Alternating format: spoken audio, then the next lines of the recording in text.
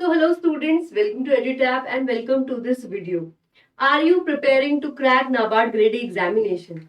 In that case, the first and foremost thing that you should know is, are you even eligible for the examination?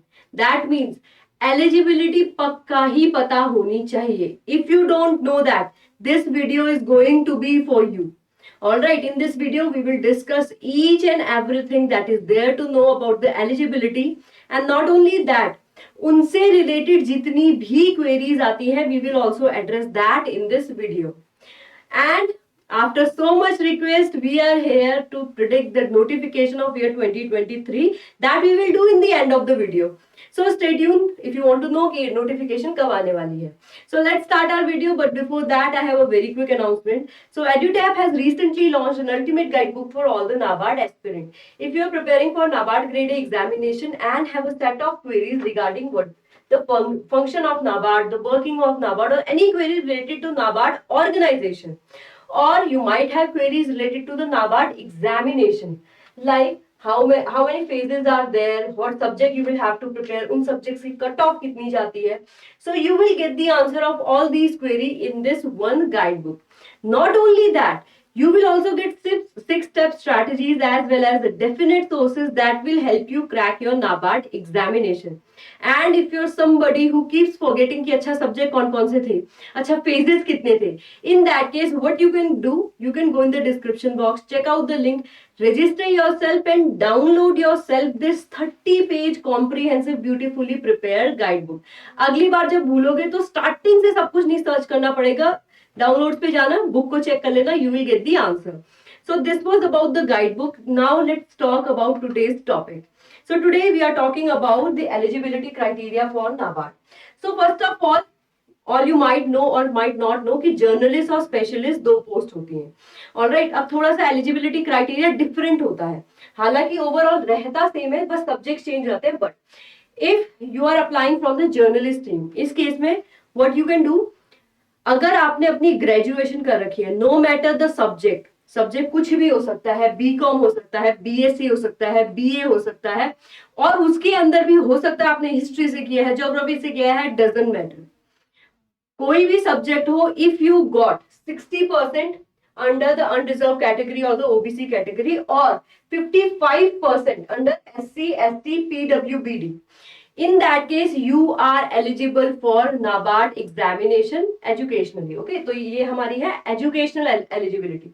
The second case is, let's say you are from the unreserved category but you only got 58% marks. यहाँ 60 चाहिए थे, you have 58, but you also have post graduation जिसमें आपके आ रखे हैं again let's say 58%. In that case, NABARD say they will consider the post graduation degree, MBA degree or PGDM degree, and in you need to have under unreserved category 55 marks and under SC, ST, PWBD category 50 marks. No matter graduation में कितने आ रखे हैं, अगर post graduation के criteria को you fulfil, फिर कोई चिंता करने की बात नहीं है. एंड द थर्ड क्राइटेरिया, इन तीनों में से कोई भी कंडीशन फुलफिल करते हो, यू आर एलिजिबल. ठीक है.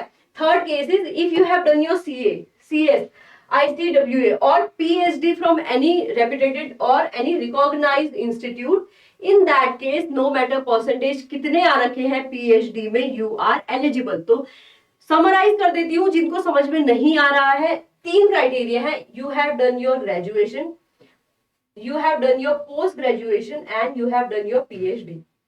When I talk about post graduation, इसी में कैलकुलेट कर लेना MBA और PGDM को, PhD में ही गिन लेना CA, CS, ICWA वाले. ऑलराइट, अगर ग्रेजुएशन से हो, minimum you need 60% marks under unreserved category, and जो थोड़ा सा रिलैक्सेशन दिया गया है that is for SC, ST, PW BD, वो 5% का रिलैक्सेशन है, you need to have 55%. Second है you have done post graduation. अगर पोस्ट ग्रेजुएशन की है, ग्रेजुएशन मैटर नहीं करती है. अब पोस्ट ग्रेजुएशन के मार्क्स देखेंगे, देयर अगेन किसी से भी की हो, MBA किया हो, will work. Here again you need under unreserved category 55 marks होने चाहिए. दूसरा, if you are from ST, SC और PWBD category, in that case you need 50% marks. ठीक है, ग्रेजुएशन है, पोस्ट ग्रेजुएशन है, पीएचडी भी है। अगर पीएचडी है तो मार्क्स मैटर नहीं करते हैं, बस पीएचडी कंप्लीट होनी चाहिए, ठीक है।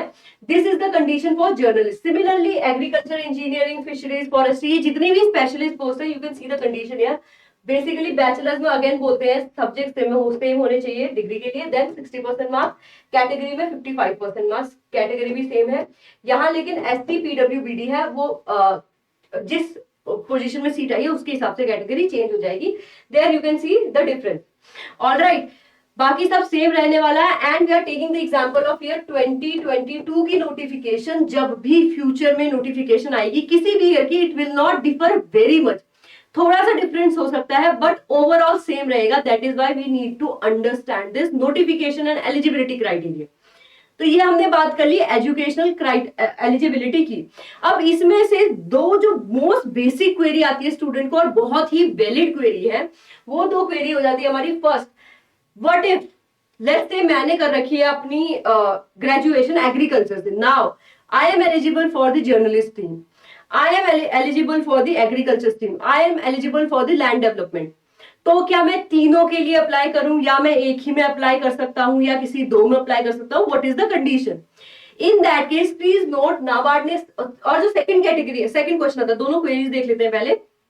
सेकंड क्वेश्चन जो आता है क्या होगा, let's say the notification is release today but मेरी डिग्री कंप्लीट हो रही है लेट्स से टुमारो, नोटिफिकेशन आज आ रखी है, मेरी डिग्री कल कंप्लीट हो रही है। In that case can I apply? So इसको भी देखते हैं कि बेसिकली ये जो क्वेश्चन है फाइनल ईयर के स्टूडेंट्स को बहुत आता है, ठीक है। This query is from the final year student the most. So let's talk about the first query. So NABARD has clearly said even when you are eligible for more than one post or discipline, you can only apply for one. क्या होगा if you have filled more than one application? तो जो last में application submit किया they will consider that only, बाकी को nullify हो जाएगा। सेकेंड क्वेरी जो आती है वो है my degree is completed after notification, लेकिन डेट ऑफ एग्जाम से पहले। इन दैट केस नाबार्ड से कि no, NABARD clearly gives you a date कि इस डेट से पहले your results should be declared, this date should be in your degree or the day before but not after that date. अगर यहाँ 1 जून 1 जुलाई लिखा हुआ है उसके बाद they will not consider that. Alright, जितनी भी डेट यहाँ मेंशन है ये 2022 की नोटिफिकेशन है। NABARD clearly have given the date, this date will be again in the future notification as well, no need to worry. तो वो देख लेना है आपने डिग्री कब कंप्लीट हो रही है एंड तब आप एलिजिबल होंगे कि नहीं। So final year student please keep in mind you have a rough idea कि डिग्री कब कंप्लीट हो रही है, then only be ready. Alright, so ये दो नोटिफिकेशन, दो क्वेश्चन जो थे एलिजिबिलिटी से आ रखे हैं। I think I have describe the whole eligibility criteria for educational purpose की एजुकेशनल एलिजिबिलिटी कैसी होनी चाहिए। इससे रिलेटेड अभी भी कोई क्वेरी है आपको, so you can go in the comment section and write your query, but basically ये है, ठीक है। The second eligibility criteria is the age. So age जो है अगेन सी, जो अपर लिमिट है वो है 30 ईयर, जो लोअर लिमिट है वो है 21 ईयर। लेकिन 21-30 कब, उसके लिए भी NABARD will provide you a date. Again see the date is here, NABARD has clearly mentioned इस डेट तक you should complete 21 year and should not be older than 30 year. तो आपने ये देख लेना है, if you are not able to calculate that, what you can do, NABARD will also provide the limit date. Okay, कि you must be not born earlier than 1992 and must not be born after 2001. So clearly future notification में भी ये date mention होगी। I think again the people who are in final year they usually get worried कि okay age wise होंगे कि नहीं, educational eligibility हमारी होगी फुलफिल की नहीं। So please keep in mind, NABARD ने डेट दी होगी, नोटिफिकेशन के राउंड अबाउट ही डेट भी आएगी, उसी के अंदर होगी। अब इसमें भी रिलैक्सेशन है, the relaxation has been provided to 3 category. First of all 3 years of age relaxation has been provided to the OBC candidates. That means 30 years है general and reserve category के, 33 years is for OBC. The second is 5 year of age relaxation has been provided to SC, ST, SC and ex-servicemen. अब ex-servicemen की definition finally दे रखी है, but 5 साल यहाँ मिल जाते हैं, OBC candidate are able to get the relaxation of 3 years. उसके बाद 10 years है पीडब्ल्यू बीडी कैंडिडेट्स के लिए. All right, so there you can see if PWBD and OBC है देन 13 ईयर हो जाता है. कंबाइन कर देते हैं पीडब्ल्यूबीडी एंड एसटी या एसटी है, in that case that becomes 15 years. तो ये था age criteria. I hope I am very clear. सबसे ज्यादा रिलैक्सेशन से क्वेरीज आती हैं कि भाई मैं इस कैटेगरी में हूं, ये नहीं पता चल रहा. In that case you can refer to this particular screenshot taken from the notification itself. So I hope जितनी भी एलिजिबिलिटी से रिलेटेड क्वेश्चन थे they have been answered. If you still feel like ये नहीं अभी भी मुझे एक क्वेश्चन है, in that case please go in the comment section and let me know कि मैम मेरी ये क्वेरी है, I will provide you the answer. Okay, so this was about the eligibility age wise. अब आ जाते हैं सबसे बड़े क्वेश्चन पे. नोटिफिकेशन कब आएगी? When will be the notification of year 2023 out? Will it be out? So first of all yes it will be out. NABARD काफी frequent रहा है रिक्रूटमेंट में और हर साल नोटिफिकेशन आ रही है. So I have taken the example of past up to 2019, so past you can say 4 years. So 2019 से 2022 तक का हम we are doing the study. So see, you can see in 2019 में क्या हुआ था, मई में नोटिफिकेशन आई थी, सितंबर में फाइनल रिजल्ट आउट हो गया था सेम ईयर में ही. उसके बाद क्या हुआ था, 2020 की नोटिफिकेशन आई थी जैन में, that was due to pandemic. वो थोड़ा सा लेट हो गया था, re notification that was there, but June में पेपर हुआ था एंड फेब 2021 में साइकिल कंप्लीट हो गया था, फाइनल रिजल्ट सिलेक्शन वगैरह हो गए थे आउट. ऑलराइट, देन 2021 में जुलाई में रिजल्ट आया था और फाइनल जुलाई में नोटिफिकेशन आई थी, फाइनल रिजल्ट हमारा आ गया था अप्रैल 2022 में. If I talk about year 2022, here the notification was out in July again and result आया था फेब 2023 में. सी ऑल्दो पिछले साल से रिजल्ट पहले आ गया है, the result has been out earlier, that doesn't mean never in the history of NABARD has the result out in Feb. So in year 2020 you can clearly see Feb में again result release हुआ था और exam notification कब आई थी, जुलाई में. So although I cannot clearly and confidently say कि ठीक है इसी दिन नोटिफिकेशन आएगी, इसी मंथ नोटिफिकेशन आएगी, do this, I cannot clearly predict that, but based on the pattern we can say कि जून एंड में या जुलाई में ही you will see the notification being out. So अभी टाइम है, start your preparation. We have given you the study plan. If you still feel like कि ठीक है एक और अच्छा सा प्लान चाहिए, do let me know that in the comment section as well. But जुलाई में नोटिफिकेशन आने के चांसेस है. द सेकेंड रीजन, एक तो ये depending on the trend, the second reason is you also have the RBI. RBI का भी एग्जाम होना है and these two paper never clash. So RBI की नोटिफिकेशन आएगी, उसका साइकिल कंप्लीट होगा, देन द स्टेप्स फॉर और the cycle of NABARD will be started. So that is why we can say कि जुलाई तक ही नोटिफिकेशन आने का बनता है. बट जुलाई में नोटिफिकेशन भी आ भी गई. So are you prepare for NABARD grade A 2023? Please do let me know that in the comment section if you are ready.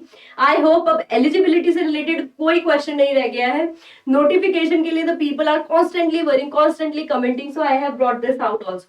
Also, if you still have any query related to today's topic, please let me know. Any journal queries related to NABARD, or if you want to have any video out on anything, study plans, syllabus, book sources, please do let me know that in the comment section as well. Thank you so much for listening to me. If you're new here, do remember to subscribe to our YouTube channel. And if you want the PDF of the content that we upload, ठीक है, subject से related, इसकी कोई जरूरत नहीं है. So that you will all get in the Telegram channel. So please do remember to join that as well. So thank you so much. I hope you will have a nice day and तैयारी करते रहो. All right.